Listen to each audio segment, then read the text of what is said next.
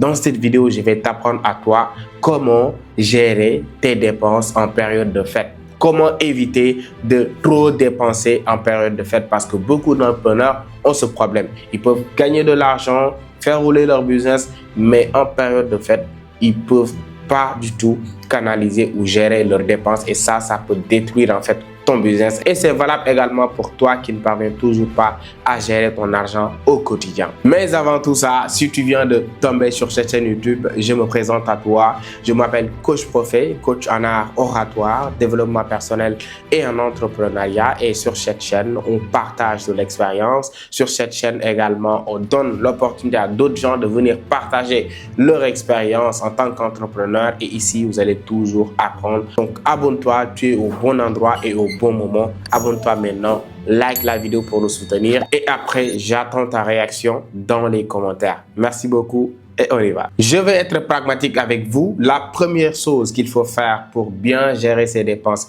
surtout pour bien préparer les fêtes, c'est de déjà fixer un budget et de le respecter.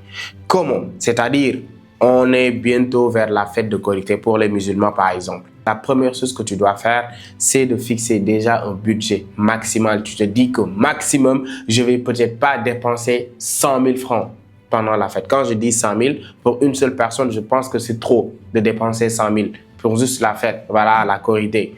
Mais si tu as peut-être voilà, d'autres gens à aider, ça dépend. Quand je dis 100 000, c'est juste un exemple, mais ça dépend de ta situation financière. Fixe-toi un budget limité, un budget strict, c'est-à-dire quoi qu'il puisse arriver, tu n'as que 100 000, tu ne vas pas dépasser ça. C'est-à-dire l'éducation financière commence par là. Tu te fixes un budget et tu te dis que qu'il pleut, qu'il vente ou qu'il neige, je ne vais jamais dépasser ce budget. J'ai que 100 000, donc c'est ce que je vais utiliser pour, c'est-à-dire faire la fête de Korité. Parce que la fête de Korité, on n'est pas obligé d'acheter un mouton. On peut utiliser un poulet, comme on nous l'a conseillé. Donc, ce qui veut dire que les dépenses ne sont pas trop ça. Alors, si tu es père de famille également, essaie d'ajuster. Si tu as 100 000, 200 000, 500 000, ça dépend de toi. Mais le plus important pour éviter de trop dépenser, quand je dis trop dépenser, c'est-à-dire de faire des dépenses inutiles, ce qui va t'aider, c'est de fixer un budget strict et de ne jamais le dépasser. Qu'il pleuve, qu'il vente ou qu'il neige. Parce que si vous ne faites pas ça, vous ne définissez pas un budget, vous allez dépenser sans compter. C'est-à-dire, vous allez tout le temps sortir de l'argent de votre poche. Oui, vas-y acheter ça, vas-y acheter ça. Et au final, tu ne calcules pas. Et quand tu ne calcules pas, tu risques quand même de dépasser en fait la limite. Donc, les dépenses, il faut vraiment les calculer, il faut les écrire. Tu te dis que voilà, essaie. Tu as des charges, d'accord. Donc, essaie de définir tes charges qui sont prioritaires. Pas de futilité. N'essaie pas en fait d'intégrer des choses qui n'ont aucune utilité pour toi. Vraiment, essaie de cibler les besoins les plus importants. C'est comme ça que fonctionne un entrepreneur qui veut vraiment évoluer.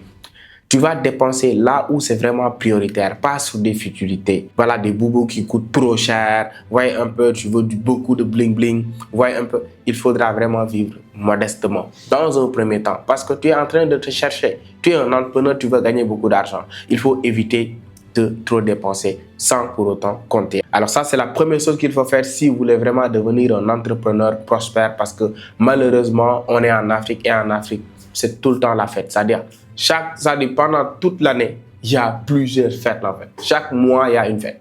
Chaque mois. Alors si vous vous dites que chaque mois, vous allez vous intégrer dans ces fêtes-là, jamais vous n'allez devenir en fait financièrement stable, jamais. Il faudra faire croire sur certaines fêtes qui sont inutiles et aussi quand vous décidez de dépenser sur une fête, quelque chose comme ça, limitez vraiment vos dépenses. Alors ça, c'est la première chose. Le deuxième conseil que je vais vous donner, c'est d'acheter en avance pour éviter la flambée des prix. C'est-à-dire, quand tu prépares une fête, par exemple la Korité, je vais prendre l'exemple, si tu veux vraiment éviter de trop dépenser, ce que tu dois acheter pour la fête, achète-le bien avant en fait. C'est-à-dire, lorsqu'on est même par exemple, pour le mois de Ramadan, ça dure 30 jours. Lorsqu'on vient au 15e jour, par exemple, ou bien même la première semaine du Ramadan, tu achètes ce dont tu as besoin pour le Ramadan, pour la fête de Korité. Déjà, prépare-toi.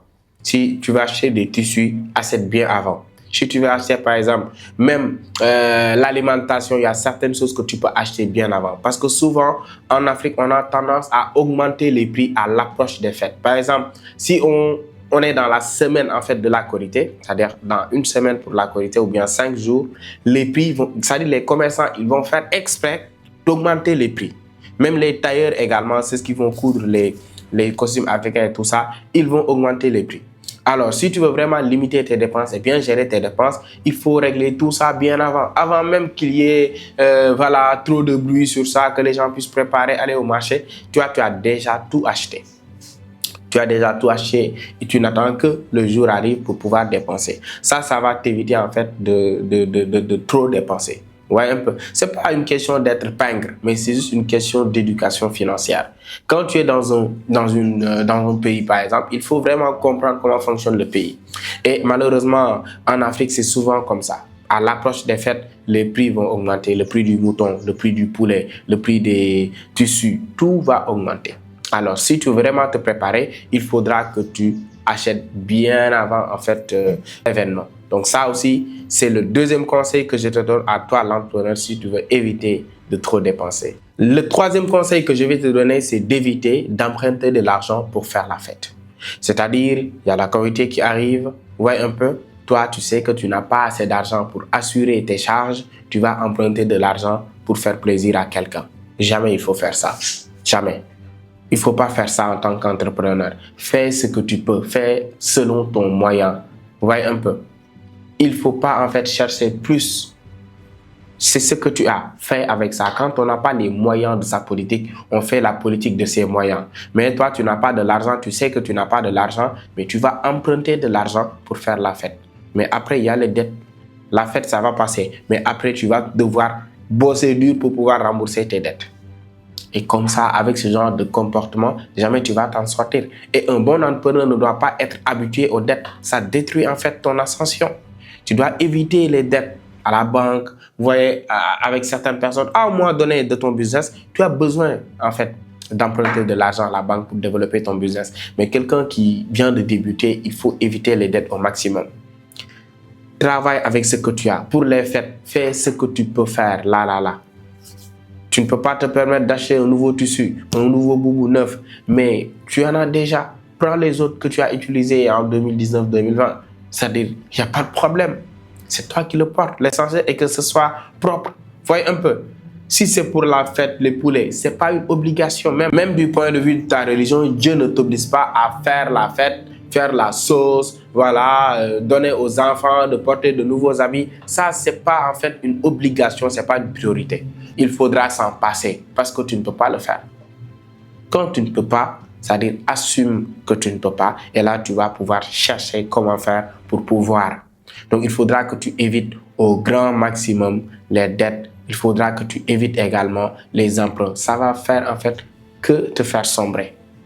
Il faudra faire avec les moyens du bord, avec les moyens qui sont disponibles. Ça, c'est le conseil ultime que je te donne. Surtout les dettes, il faut vraiment les éviter. Parce que quand on te prête de l'argent, c'est cool, là tu te sens bien, c'est cool. Mais une fois qu'en fait ça termine, l'argent c'est fini, ça dit que tu es foutu en fait. C'est comme si, voilà, tu vas te sentir comme une merde. Et ça, je ne le souhaite pas. Et la quatrième chose que tu dois faire, c'est de privilégier les fêtes qui sont simples, en famille. Privilégie les fêtes en famille. N'essaie pas en fait de faire ça quelque chose de grand. Voilà, d'aller par-ci, par-là. Faites en famille.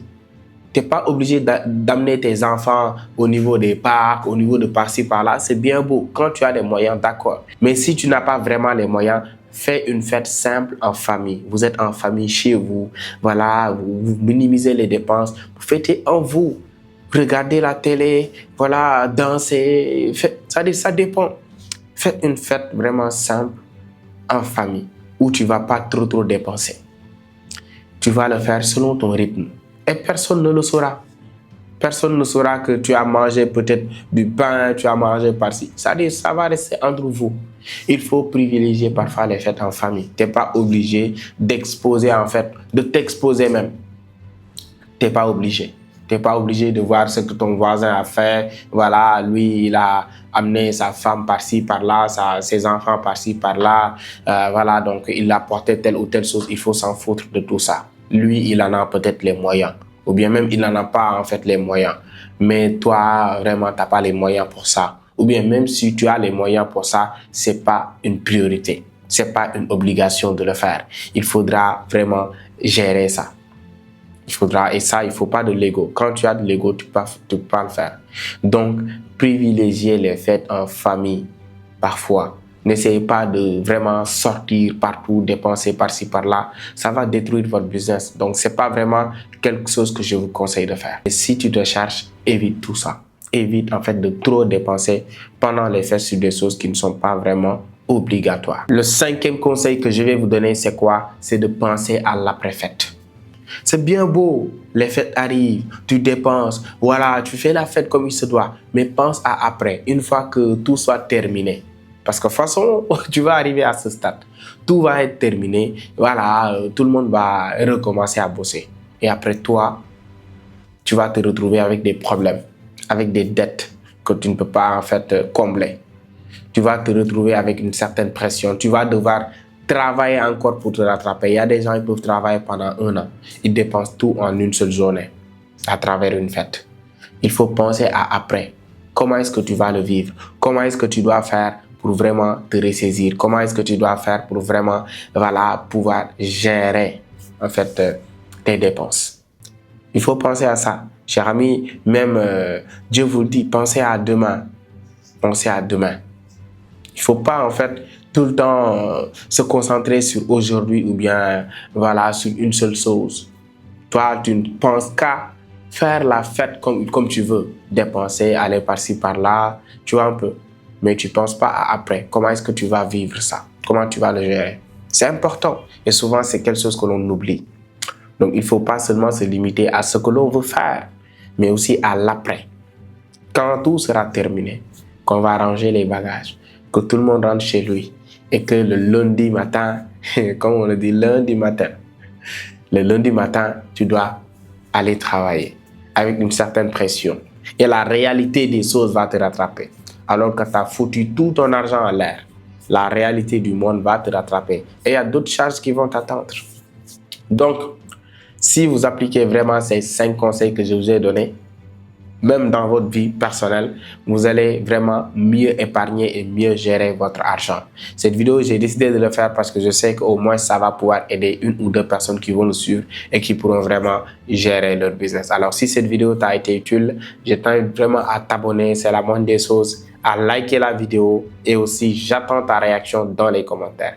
Merci beaucoup, likez surtout la vidéo. Merci, on se capte à tout à l'heure.